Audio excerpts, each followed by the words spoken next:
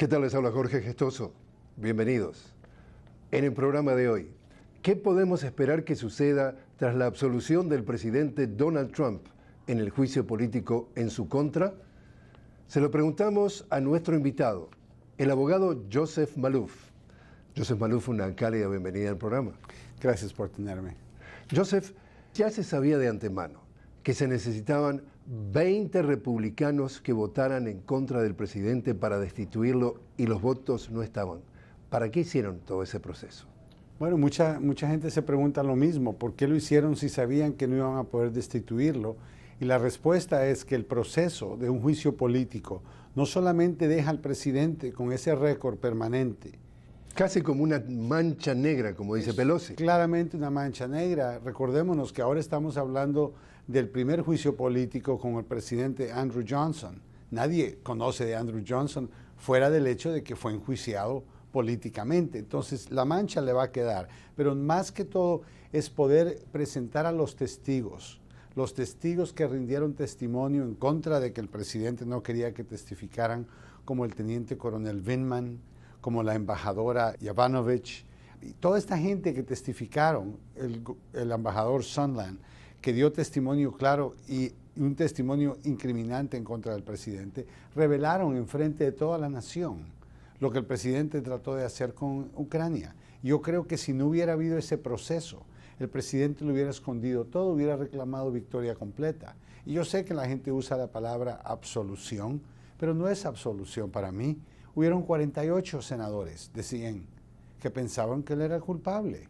Entonces, si hay 48 personas en tu contra y hay 52 diciendo que están a favor tuyo, no es una absolución completa, simplemente ganó el proceso porque la Constitución requiere 67 votos. Ahora, en un juicio criminal, cuando el jurado se divide mitad y mitad, como en este caso, el juicio se tiene que volver a hacer.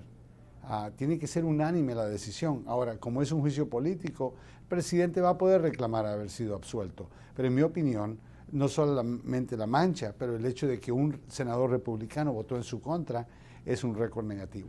¿Podría haber otro juicio político? Absolutamente. El presidente, nadie sabía después de lo que pasó con Rusia, que él estaba haciendo esto con Ucrania. Bueno, quién sabe qué más puede haber. Yo creo que el Congreso está muy atento a lo que, por ejemplo, el embajador John Bolton fuese a testificar, el cual planean llamarlo bajo citación judicial. Entonces, si John Bolton o otros testigos revelan información que demuestre otro crimen, otro acto inapropiado, el Congreso podría lanzar otra vez otro juicio político. Bueno, en el caso de Bolton, a través de lo que es un adelanto de lo que va a ser el libro que supuestamente sale a publicación en marzo, él dice: yo personalmente participé con el presidente Trump en donde claramente me habló del chantaje o de la extorsión a Ucrania, me pidió que llamara por teléfono al presidente de Ucrania a extorsionarlo, a condicionar: te doy la ayuda militar si empiezas a investigar lodo contra los Biden. Por lo menos eso ya es claramente alguien que vivió en primera persona el centro del delito. Y alguien que no pueden atacar los republicanos con mucha eficiencia, porque John Bolton lleva más tiempo en el Partido Republicano que el presidente Donald Trump, el cual comenzó como demócrata años atrás y después cambió. Pero John Bolton es una figura muy importante en el Partido Republicano. Escuchar de él que el presidente le pidió que cometiera un crimen y que le pidió que le ayudara a esconderlo, va a tener repercusiones a nivel grande con el Partido Republicano. Muchos republicanos van a estar decepcionados cuando lean el libro de lo que el presidente ha hecho. Y yo creo que este presidente va a tener dificultades tratando de ignorar lo que pasó, porque los demócratas no van a perder la oportunidad de recordarle al país. Y en lo que tiene que ver con el libro, la Casa Blanca dijo que quería que no se publicara el libro porque tenía información confidencial que podía comprometer la seguridad nacional. El abogado de Bolton dice: absolutamente falso, no tiene nada de eso, pero con esto le están otra vez saboteando a este posible testigo. Pero esto causa, una vez más, que el presidente, con sus actos impulsivos, vamos a decir, le ayuda a otras personas a hacerse famosos. porque nadie tal vez había pensado con el deseo de comprar este libro de John Bolton. Y siempre y cuando el presidente continúe tratando de parar la venta o de ocultar lo que está en el contenido del libro, más personas van a querer comprar el libro, más personas se van a enterar de la situación y es más probable que le cueste en noviembre a él por esto.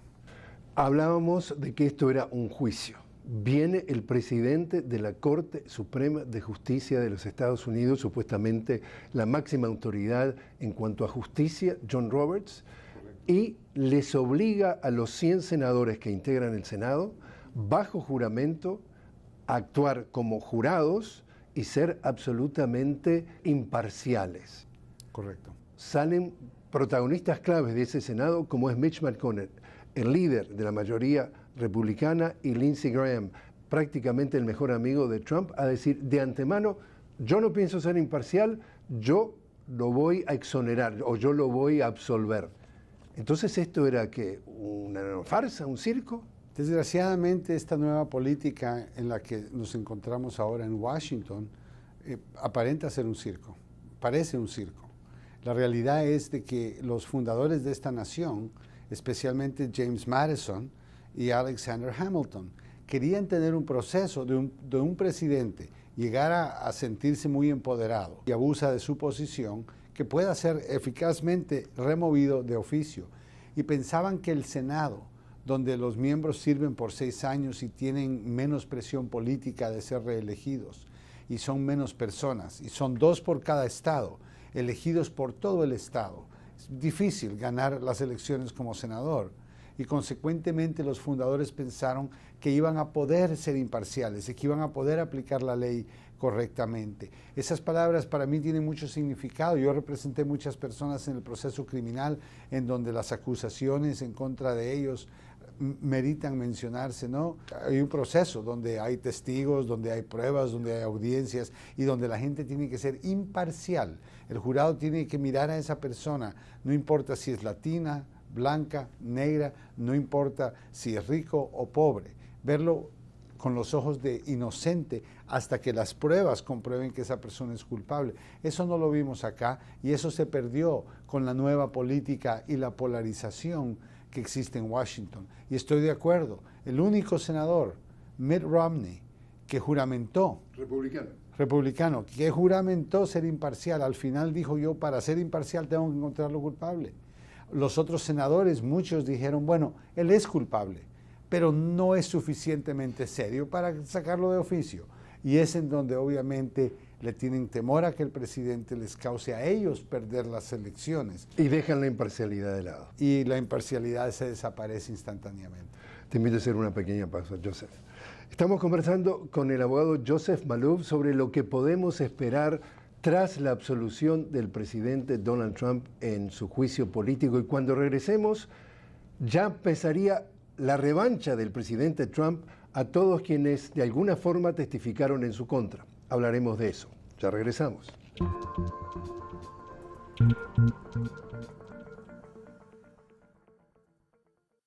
Continuamos conversando con el abogado Joseph Malouf sobre lo que podemos esperar luego de la absolución del presidente Trump en el juicio político en su contra. Joseph, hay unanimidad en que empezó el revanchismo, la venganza, el odio contra todos aquellos que participaron testificando en contra del presidente. Ya al teniente coronel Vindman lo sacó de la Casa Blanca, echaron al hermano, también al ex embajador en Ucrania, Gordon Sondland. Y te leo lo que dijo el periodista de la revista Vanity Fair, que se llama Gabriel Sherman, dice en un tuit: Trump está confeccionando una lista de enemigos y Bolton está en el primer lugar. Trump ha dicho que quiere que Bolton sea acusado criminalmente. En la lista le sigue también Schiff, Nadler, Mitt Romney, Nancy Pelosi, etcétera, etcétera. ¿Es esto lo que podemos esperar? Probablemente. Esto es lo que en Estados Unidos le llamaban la época de Joe McCarthy, en un senador que investigaba a todos sus enemigos, utilizaba, o sea, claramente esto es un problema serio. El presidente piensa como capitán de una mara o de una mafia, en donde sus enemigos, aquellos que testifican en su contra, tienen que ser vengados. Y ya comenzó sacando, como tú lo mencionas, a estos dos coroneles, dos gemelos, coroneles, teniente coroneles del ejército de Estados Unidos, que tienen nivel de seguridad tan alto que no necesitan que la seguridad los saque a la calle. Eso fue para la televisión y la venganza, el sabor de la venganza. Y eso causa un problema moral. Yo estuve en el ejército de Estados Unidos y la moral es bien importante para los soldados. Y tener un presidente que es el comandante en jefe del ejército, sacar a un miembro del ejército a la fuerza, como que lo estuviera despidiendo de un negocio privado como él lo tenía antes, un programa de televisión, es vergonzoso. El ejército le sigue dando trabajo a los coroneles, están trabajando en otra oficina, simplemente es una transferencia, no debió de haberlo sacado con seguridad. Y el embajador Sondland, ambos testigos testificaron bajo la pena de prisión cuando les dieron un citatorio judicial requiriendo que se presenten a testificar bajo juramento en frente de la Cámara de Representantes. Esto es un citatorio serio y lo único que ellos hicieron fue cumplir lo que la ley requiere, que se presentaran. Y el presidente les ordenó que rompieran la ley y se rehusaron a hacerlo. Eso sigue el mandato constitucional que ellos toman, el juramento, cuando comienzan a trabajar en el ejército, de cumplir la Constitución y no aceptar órdenes sin validez. En el caso de Rudy Giuliani, el abogado personal de Donald Trump, sigue escarbando o sigue diciendo que tiene un material explosivo que se lo quiere llevar al ministro de Justicia, William Barr. El consenso general en Washington es William Barr y el Ministerio de Justicia pasaron a ser una dependencia que domina Donald Trump y no un ente que administra justicia de manera independiente. ¿Cuán contaminado te parece que está todo esto? Bastante. Yo creo que vemos la diferencia entre el Donald Trump que comenzó hace 3 años y medio como presidente de esta nación, eligiendo gente que gran parte eran gente honesta, gente que estaba cumpliendo la ley, y todas las dificultades entre el secretario de Justicia, Sessions, donde obviamente se rehusó a cumplir órdenes ilegales, el secretario de Estado, Tillerson, Rex Tillerson, que lo sacó por ser honesto y por ser correcto. O sea, todos los generales que se han ido. Desde John Kelly y compañía. Claramente lo que él quería eran aquellos representantes que iban a hacer lo que él quiere. Y William Barr se ha convertido, que alguien tenía una reputación muy buena, se ha convertido en el abogado personal del presidente en violación de la obligación que él dio al tomar el juramento de representar al país, al Departamento de Justicia. ¿Por qué lo menciono? Porque estas investigaciones en contra de Biden ya llevan 4 años que pudieron haberse hecho antes. Y la única razón por la cual ahora son importantes es por las elecciones en noviembre. Ahora, si fuera legítimo el proceso, el presidente sabía de esta información. Al no más tomar el poder, él pudo haber lanzado al secretario de Justicia, Jeff Sessions, en esa época, a haber hecho la investigación. No lo hizo porque sabía que no era importante, porque no era legítimo, y ahora lo hace para dar la impresión que lo es antes de las elecciones de noviembre. Yo te puedo asegurar que en diciembre el tema de investigar lo de Biden y su hijo va a estar muerto. Volviendo al tema de las elecciones precisamente, estamos a 9 meses. ¿Cómo está tratando de usar Donald Trump, por su parte, el tema que ha sido absuelto? Un llamado para unificación de su partido. La base del presidente, que los criticaron porque varios les llamaban los deplorables, pero la base del presidente es sólida. Y estos ataques ellos lo han visto como un ataque en contra de un presidente que quiere ser valiente, que quiere ser fuerte. Exacto. Esa base de votantes dice, esto es una farsa y esto es una cacería de brujas. Cacería de brujas y no vamos a permitir que lo hagan. El presidente es muy inteligente, usa palabras como ellos no los quieren a ustedes. En vez de decir ellos, los demócratas, no me quieren a mí, él dice no lo quieren a ustedes. Los demócratas quieren invalidar tu voto. Los demócratas te odian. Eso no es cierto. Eso no es cierto bajo ninguna circunstancia. Pero es marketing. Pero es como él lo hace a ver, y lo que hace es crear este ambiente. El único contrincante. Confrontación. Confrontación, pero de apoyo, de lealtad, de ataque. Tenemos que unirnos, estamos bajo guerra. El único candidato en los partidos demócratas que ha hecho eso, pero no con esas intenciones, ha sido Bernie Sanders.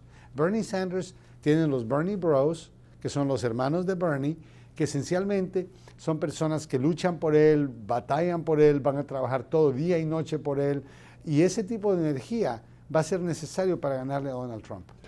Precisamente, empecemos a hablar entonces del panorama electoral.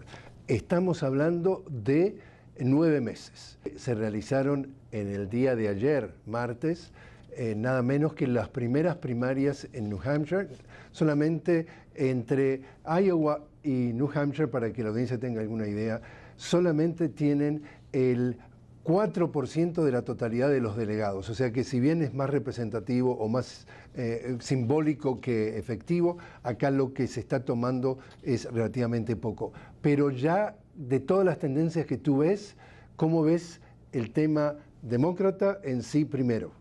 El tema demócrata está dividido entre el grupo de progresistas, personas que quieren seguro de salud para todas las personas de gratis, quieren educación pública gratis, quieren préstamos de educación borrados.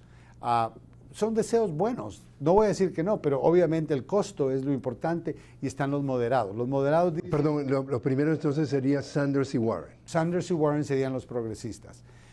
El resto son los moderados, los que dicen sí, tenemos que ayudar a conseguir más seguros, acceso a un seguro de salud, mantener el seguro de salud privado e independiente y al mismo tiempo incrementar la ayuda pública, algo que los republicanos han recortado tiempo más cada presupuesto nuevo. Hagamos una pausa y me cuentas qué piensas de cuál de los dos grupos a la hora del juicio final podría resultar el nominado. Estamos hablando entonces con Joseph Maloof, estamos hablando sobre qué podemos esperar luego de la absolución del presidente Trump en su juicio político cuando estamos a solo 9 meses de las elecciones presidenciales y cuál es el panorama.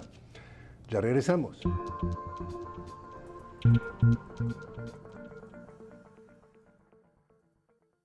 Continuamos conversando con Joseph Maloof, el abogado que nos está ayudando a poner en perspectiva qué podemos esperar tras la absolución del presidente Trump en su juicio político. Joseph, como tú decías muy bien, dos alas del Partido Demócrata en pugna, los progresistas y los moderados. Los progresistas, Bernie Sanders, que dice que es un demócrata socialista o un socialista demócrata, Warren, que tiene una filosofía bastante similar, y por el otro lado, distintos matices de moderados. ¿Quién podría ser el nominado? ¿Cuál de las dos alas? Yo creo que el país quiere un progresista, pero al final del día el temor es que un progresista en contra de un republicano como Donald Trump, que tiene una economía que por lo menos bajo apariencias es una economía fuerte y saludable. Yo creo que va a ser más difícil. Yo creo que un moderado como Joe Biden o Pete Buttigieg podrían representar el Partido Demócrata de una manera más efectiva en contra de este presidente. Y entonces sale de la galera, como los magos, un nuevo personaje, entre comillas, nuevo en la arena política de los demócratas, que es nada menos que el exalcalde de Nueva York, Michael Bloomberg, el 6º hombre más rico del mundo. Su capital está estimado en $60.000 millones, infinitas veces más rico que Donald Trump. No participa hasta ahora dentro de estos debates, pero ya ha gastado más de $200 millones en publicidad. Tú y yo lo vemos acá en Washington, está tapizando todos los medios de publicidad con excelentes, porque están muy bien producidos, digo el parte de producción, y realmente una encuesta que acaba de hacer la Universidad de Quinnipiac, precisamente a nivel de cuál de los candidatos demócratas podrían tener más aceptación a nivel nacional, aparece tercero. Primero aparece Sanders, muy pegadito entonces Biden, y también muy pegadito este fenómeno nuevo de Bloomberg. ¿Qué piensas de este fenómeno Bloomberg? El fenómeno Bloomberg no podemos ignorarlo. El país eligió a alguien que no era de Washington, que no era político, que nunca había mantenido una oficina. Al mismo tiempo nos damos cuenta de que el país está cansado de los políticos tradicionales y ese es el riesgo que aquellos que apoyan a Joe Biden y otros en el Partido Demócrata moderado que van a tener, porque mucha gente sigue cansada de los políticos. Bloomberg, aunque Bloomberg fue político por 12 años, alcalde de la ciudad más grande de Estados Unidos, con 8 millones de personas que él administra, el bienestar de ellos, y hizo un tremendo trabajo. Lo criticaron por ciertas cosas, pero en general hizo un muy buen trabajo, ha demostrado tener la habilidad de hacerlo. Pero Bloomberg es un multibillonario hecho por sí mismo. A diferencia de Trump. Es exactamente quien Trump describe que él es, pero no lo es. Es quien Trump quisiera ser. Bloomberg comenzó sin nada, clase media, estudió en una buena universidad en Maryland, que se llama Johns Hopkins, y también estudió en la Universidad de Harvard, donde estudió administración de negocios. Bloomberg creó un sistema de análisis en la bolsa de valores que se llama la computadora Bloomberg. Y cada vez que hablamos de los reportes Bloomberg y Bloomberg Reports, eso fue algo inventado por él. Eso fue lo que le dio a Bloomberg la habilidad de poder convertirse en un multimillonario. Pero lo hizo él solo y lo hizo trabajando duro. No tiene demandas en contra de él por fraude.